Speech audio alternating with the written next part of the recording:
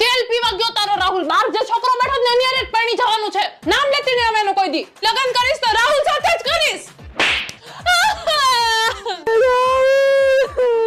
ફટાફટ ચા નાસ્તો લઈને બહાર આવ, મોઢું હકડું કરીને. લ્યો ચા.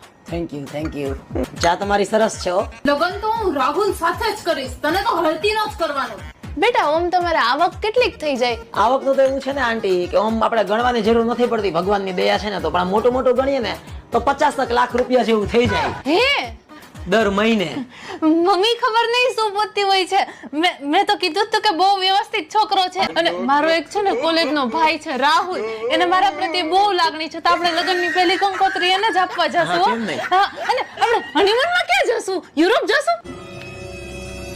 હવે રાહુલિયા ભાભી ની ક્યાં કરતો? આ ભાભી મારી એમ આ તને ગલકું કરી જાય. તમને આ એક નંબર નું ખુવર્યું છે. લાખ રૂપિયામાં તો તને ભાઈ બતાવી લીધો.